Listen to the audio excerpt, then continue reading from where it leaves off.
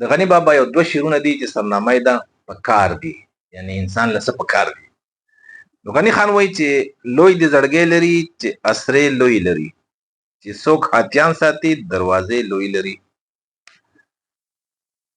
د چا چې اسرې امیدونه غټ وي نو د ده د ورته زړه هم غټ وي، و زړه وړوکی دی او اوقات چې دي بالکل هیڅ نشته دی، خو غواړي بادشاهي. نو چې بادشاهي غواړي د هغې دپاره به ته اول وایي پښتو کې متل دی که نه، وایي ښکاري اول د ځان غوښې وخوري، وایي اول وخوره د ځان غوښې نو بیا وخوره د ښکار غوښې. د ښکار غوښې ښکاریاله خوري چې دی په خپله د خپل ځان غوښې وخوري. نو یو انسان دی د هغه هدف لوی دی، چې کله د هدف لوی دی نو دی به ورته سینه هم لویه ساتي، ځکه چې په دغې لوی هدف حاصلولو کې ډېر مشقتونه، ډېر مصیبتونه، ډېر ازمایښتونه مخې ته راځي. نو په دې باندې به ته صبر کوې. ولې چې څوک هاتیان ساتي دروازې لوی لري. نو څوک چې هاتیان ساتي په کور کې یا خان ساتي نو هغه خو به خامخا دروازې ډېرې لوی لري، اوچتې به لري. اوس ساتي هاتیان خو دروازې دا دي چې انسان سر پکې لګي، نو دی به څه هاتیان کور ته ننه باسي. هاتیان چې څوک هم ساتي نو دروازې ورته لوی ساتي. مقصد څه دی چې یاره ته که څه کول غواړې د خپل قام دپاره، د قبیلې دپاره، د وطن دپاره او د انسانیت دپاره یا د الله دپاره که نه، د الله په مینه کې، نو دا خو د ډېرو ستړو د مشقتونو یو نوم دی. نو د دغې ستړو مشقتونو نه به تېرېږي، جیلونو ته به ځې او مړه قسمه قسم تشدد به دباندې کېږي. لکه اسفندیار ولي خان خبره کوي که نه چې دا ټول نوکونه چې دي دا یې زموږ نه داسې وښکلي، داسې په امبور کې ونیسي او ټپ ویباسي. ما په خپله د یو مبارز نه خبره اورېدله، هغه یې زه یې نیولی وم او امبور یې راواغستو او دا نوک یې رانه ونیسو. ما ته ویل چې ښه ته ازادي غواړې؟ ما ویل چې او ټپ یو نوک وباسه، بیا بل وباسه، بیا د خپو د دغه شانې وښکلو. اوس انسان څومره تکلیف محسوسوي، په دغې کې تکلیف محسوسوي، څونه تکلیف رسي انسان ته. خو څه چل به کوې، دی به دروازې لوی ساتي، ځکه چې دی بیزې نه ساتي، دی چرګان نه ساتي، دی خو اتیان ساتي. نو چې اتیان ساتي نو دی دپاره بیا ته دروازې ډېرې لویې ساتي، په تا باندې به قسمه قسم مصیبتونه راځي. ته عام انسان نه یې، چې عام انسان نه یې نو ځان تیار که د خاصو ازمایښتونو دپاره. مه جاړه مه جاړه دا به هم تېره شي، هر څوک که ګل شو کوي ګوتې به سرې لري. او غني خان بیا دغې خلکو ته وایي دا چا چې اهداف ډېر لوی وي خو د ده اوقات کم وي، د ده زړه وړوکی او بیا څه چل وشي په دغې تګلاره کې چې په ده باندې مصیبت راشي. تاسو ګورئ نه لکه دا سیاسي خلک چې ونیسي نو هفته لا شوي نه او بس وایي توبه مې ده، او یي به څه وزیر به تېر شوی، وزیر اعلی به وي، ګورنر به وي، مړه څه بلاګانې به وي، خو سختې ته 2 ورځې هم نه ټینګېږي. نو غني خان دغې خلکو ته وایي چې مه جاړئ مه جاړئ، په تاسو باندې به دا حالات د باچا خان چې کله تحریک شروع کړی نو تر اوسه پورې تقریبا دا حالات په دې را روان دي او دغه حالات پرې راځي، وخت په وخت باندې دا مصیبتونه پرې راځي. نو غني خان ځان لم تسلي ورکوي او د قام مبارزینو ته هم دا خبره کوي چې جاړئ مه جاړئ مه جاړئ، دا کومه سخته چې په تاسو راغلې دا به تېره شي. لکه تاسو ګورئ اوس په دې څو ورځو کې عمران خان دا تحریک چې چلېدو که نه نو څومره خلک ونیسل شو، د کومو اوقات چې کم وو او چا برداشت نه کړه هغه راووتل او خلکو ته وشرمېدل. خو چا چې ځان ټینګ کړو نو په هغو باندې هم هغه وخت تېر شو، هر څو میاشتې چې وي، هر څومره وخت چې و، هر څومره سخته چې وه خو تېره شوه، هغې راووته. اوس هر سړی قدر او عزت کوي، د لیډر په زړه کې هم قدر دی، د عوام په زړه کې هم قدر دی. او چا چې غوشان وکړو نو اوس هغوی ته چې کوم دی خلک په سمه سترګه نه ګوري. دا ولې هغه ټینګ نه شو سختې ته. نو غني خان وایي چې ای د قام مبارزینو هر څوک یې کو د وطن خدمت کول غواړي، کو د قام کوي، کو د قبیلې کوي، کو د انسانیت کوي، خو چې سخته د باندې راله او راځي به د باندې خامخا نو بس بیا به ورته ژاړئ نه. څوک چې ګل شو کوي دا خو ګلونه شو کول دي، د قام سره مینا، د وطن سره مینا، د الله سره، د پیغمبر سره او د انسانیت سره مینا، دا ګلونه شو کول دي. نو چې ګلونه شو کوي څوک، نو د ګل سره ازغی هم وي، هغه ازغي ولا دا ګوتې چې دی سورۍ کی او په وینو سرې شي. نو چې څوک هم ګلونه شو کوي هغه به ګوتې سرې لري. یو انسان وایي چې نه زه به ګلونه شو کوم او زما ګوتې دې روغې او سرې دې نه او وینې دې نه بهیږي، نو دا غلطه خبره ده. د هر ګل سره ازغی وي. نو په دې فرموله باندې غني خان مونږ پوه کول غواړي چې وایي چې د چا اهداف د چا ارادې لوی وي، نو هغه دې ستلو کې هغه دې زړونه هم لوی وساتي. او الله سبحانه وتعالى هم زموږ رسول پاک صلی الله علیه وسلم ته او بیا موږ ټول انسانانو ته دا یو قاعده ښیي. څنګه؟ افلا ينظرون الى الابل كيف خلقت والى السماء كيف رفعت والى الجبال كيف نصبت والى الارض كيف سطحت. څوک چې مبارزه کوي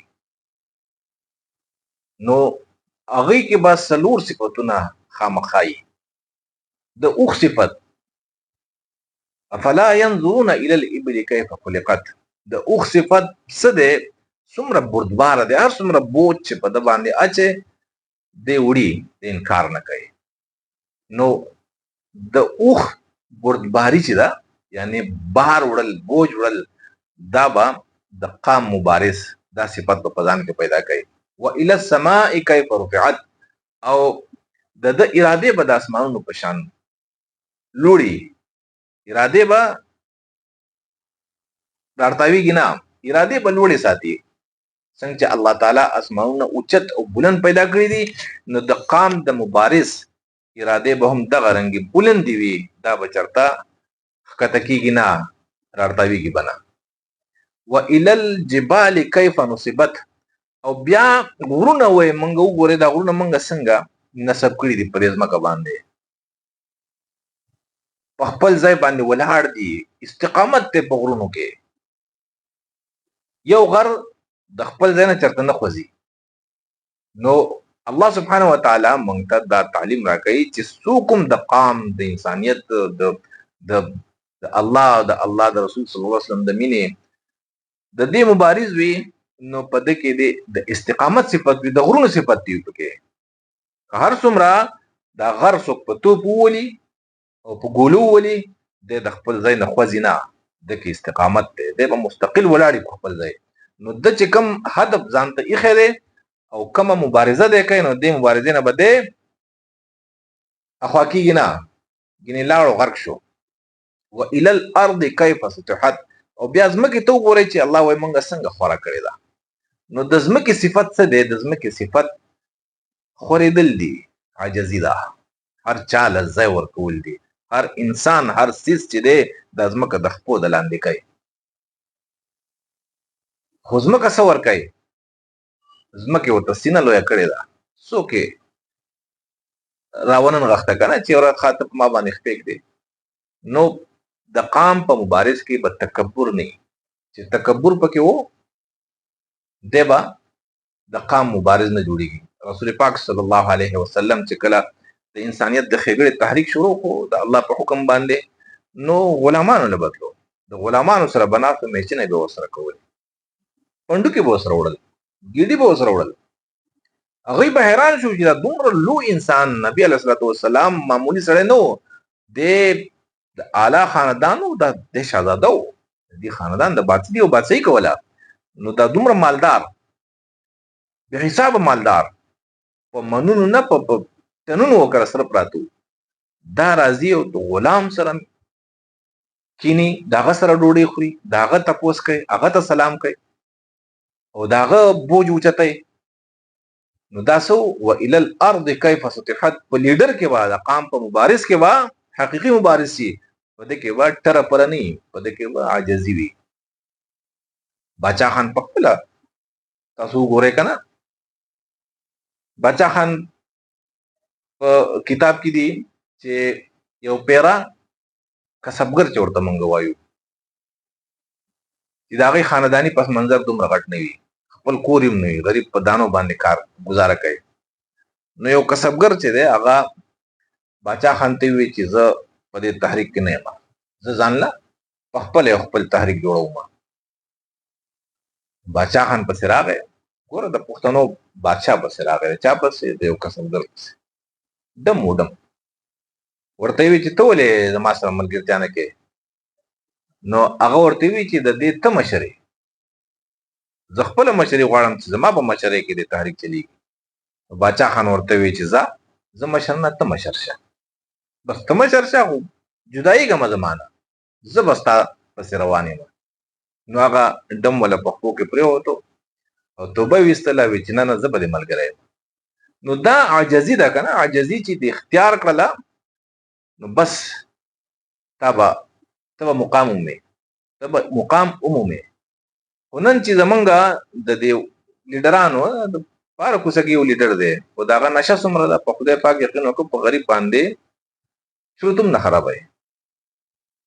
ټوله ورځ چې بار ته وځي، ټوله ورځ به شیشې ته ولاړي، ځان به سنبالوي، او بیا ټره پره او څه لیډر دی که نه، بیا د یو سره سیلفي، د بل سره سیلفي.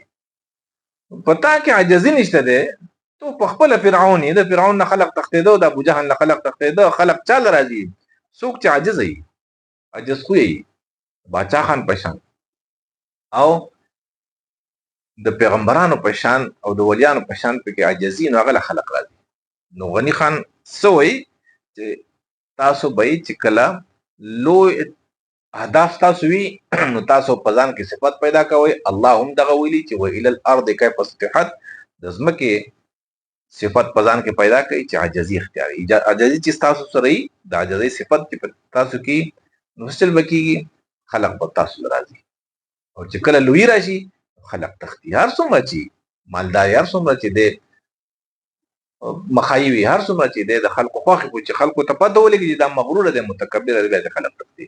نو دا د غني خان کلام په کار دی په نامه باندې چې یاره یو مبارز له څه په کار دی، نو مبارز له دا خبرې خپلول په کار دی.